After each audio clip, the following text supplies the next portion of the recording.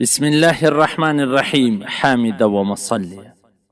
محترمینو، یو محترم ورور دا پوښتنه کړې ده چې دغه د مدرسو و سفیرانو ته زکات ورکول څنګه دي. علامه مفتی انعام الحق قاسمي صاحب په خپل کتاب د زکات مسایل انسایکلوپیډیا صفحه نمبر 413 هغه لیکلي دي چې هر مسلمان ته دا معلومه ده چې دینی او مذهبي تعلیم د ټولو څخه افضل دي او ډیر زیات ضروري دي.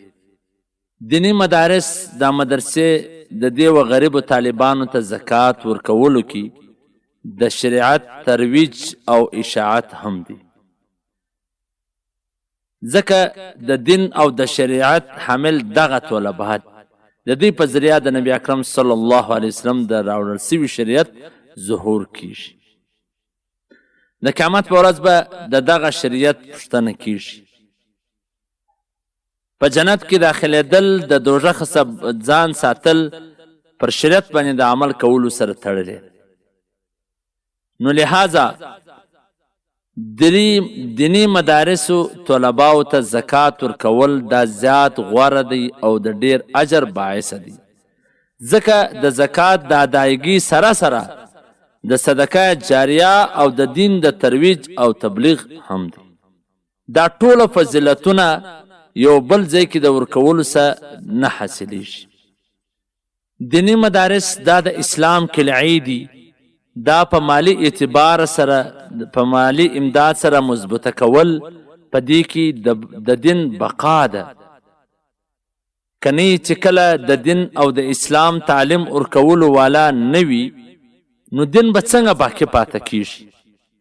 حضرت مفتی صاحب محترم لیکي چې په نن زمانه کې یهودو، نسواراو، امریکایو، برطانیو د نورو روشنخیاله خلکو دا کوشش دی چې دغه د دین او د اسلام کلی چې کوم دینی مدارس دي دا ختم کی، او کچیر مسلمانان دغه دینی مدارس او پدې کې ویلو والا طلبا، اساتذه او خادمان نظر انداز کی او دغه سه په د کسی او بسی په عالم کې پریږدي، نو په آخرت کې به دا ټولو ونه وسی.